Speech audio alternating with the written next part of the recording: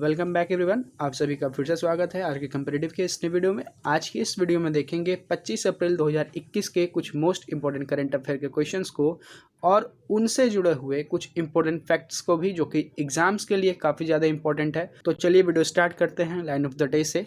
किसी के दिल की मायूसी जहाँ से हो के गुजरी है, किसी के दिल की मायूसी जहाँ से हो के गुजरी है, हमारी सारी चालाकी वहीं पे खो के गुजरी है। तुम्हारी और हमारी रात में बस फ़र्क है इतना, तुम्हारी और हमारी रात में बस फ़र्क है इतना, तुम्हारी सो के गुजरी है और हमारी रो के गुजरी है। पहला क्वेश्चन कि किस देश की स्पेस एजेंसी के परसेवरेंस रोवर ने हाल ही में मंगल ग्रह पर ऑक्सीजन का निर्माण किया है?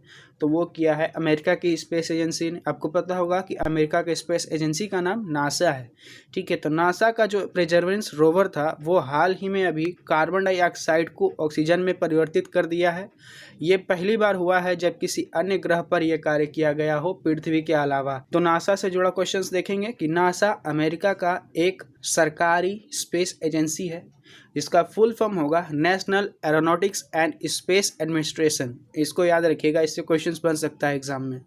अच्छा, राष्ट्रीय वैमानिकी और अंतरिक्ष प्रबंधन, ये इसका हिंदी में ट्रांसलेशन हुआ, हिंदी में नामकरण हुआ इसका स्थापना हुआ था 29 जुलाई 1958 ईस्वी में।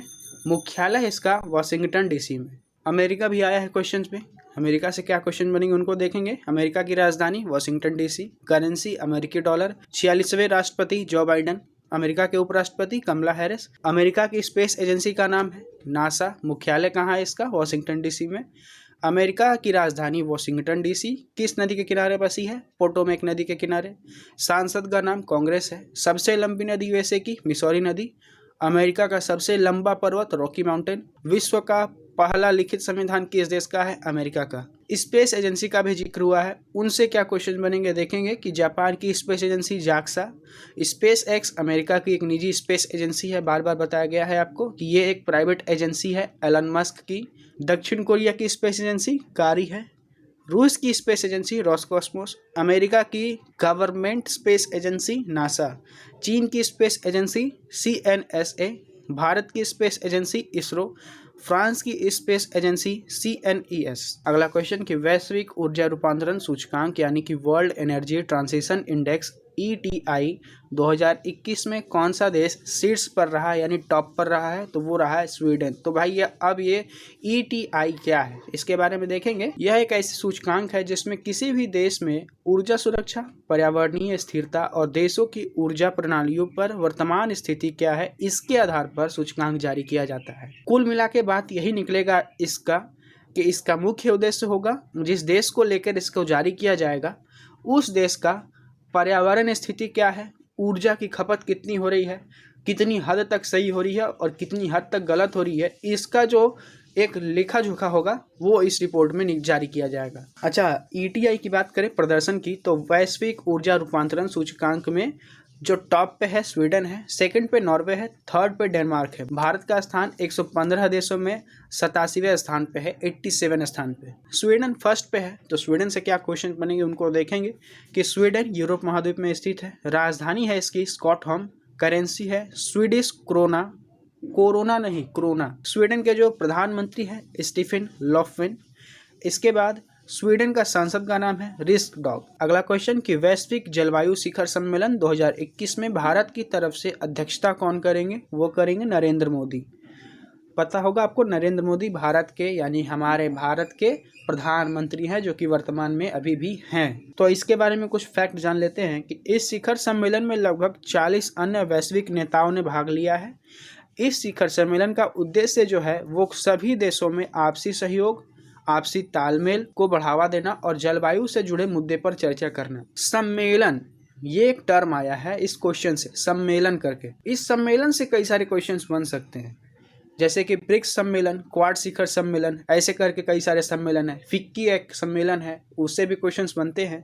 तो ब्रिक्स का अध्यक्षता कौन किया है? भारत ने। अच्छा, आपको पता होगा कि इस बार जो ब्रिक्स का जो समिट हुआ, आर्थिक नीति जो होती है उसको लेकर ब्रिक्स के जो देश है वो सम्मेलन किए थे इस बार। क्वाड शिखर सम्मेलन 2021 में भारत की तरफ से अध्यक्षता नरेंद्र मोदी ने ही की है। इसके बाद मर्चेंट डिजिटाइजेशन सम्मेलन 2021 की मेजबानी Bharat, FICCI, better than cash alliance ने मिलकर की है। अगला देखेंगे 16वें फिक्की उच्च शिखर सम्मेलन 2021 का उद्घाटन रमेश पोखरियाल निशंक ने किया है। द्वितीय भारतीय समुद्री शिखर सम्मेलन 2021 का आयोजन पतनपोत परिवहन और जल मार्ग मंत्रालय के द्वारा किया गया है। अगला क्वेश्चन देखेंगे कि विश्व पुस्तक दिवस निम्न में से किस दिन मनाया जाता है? तो वो मनाया जाता है 23 अप्रैल को। उद्देश्य क्या है इसका, ये देखेंगे कि विश्व पुस्तक दिवस को किताबें पढ़ने, प्रकाशन और कॉपीराइट के लाभ को पहचानने तथा इसको बढ़ावा देने के लिए मनाया जाता है।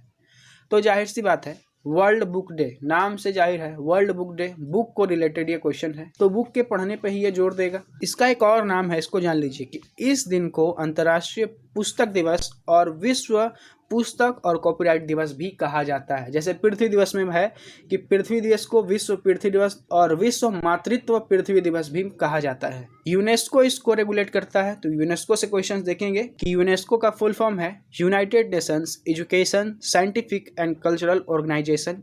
इसको माइंड में रखिएगा, इससे भी क्वेश्चंस बनते हैं एग्जाम्स में, इसको फुल फॉर्म को लेकर सिर्फ। महानिदेशक कौन है इसके? Audrey azole. गठन हुआ था इसका 4 नवंबर 1946 में। मुख्यालय है इसका पेरिस, फ्रांस में। अगला क्वेश्चन देखेंगे, अंग्रेजी भाषा दिवस किस दिन मनाया जाता है? 23 अप्रैल को। क्यों मनाया जाता है? तो 23 अप्रैल को विलियम शेक्सपियर का जन्म तिथि और मृत्यु तिथि दोनों एक ही दिन है, इसीलिए उस दिन अंग्रेजी भाषा दिवस मनाया जाता है।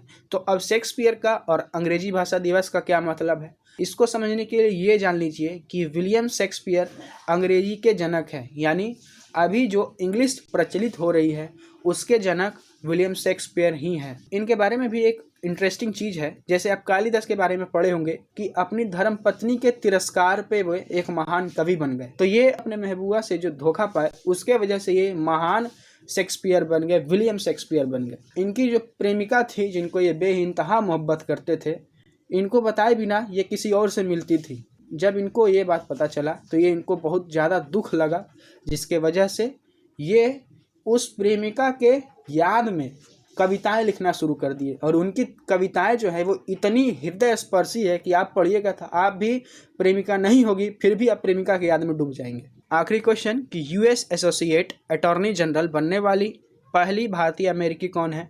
तो वो है विनीता गुप्ता। पहली भारतीय अमेरिकी का मतलब क्या है कि वो हैं तो भारतीय ही, लेकिन अमेरिका में रह रही हैं, उनके पास अमेरिका का नागरिकता भी है, लेकिन वो मूल रूप से भारतीय हैं, इसलिए वो भारतीय अमेरिकी कहे जाएंगे। जैसे कि कमला हैरिस हैं, तो उनका जो पीढ़ी था, उनकी माता थी जो कि भारतीय थी, भारत से वो अमेरिका में चली गई थी, जिसके वजह से उनका जो एक पीढ़ी कहा जाए वो भारतीय ही था, इसीलिए उनको भारतीय मूल की कहा जाता है। इसके वीडियो के लिए बस इतना ही।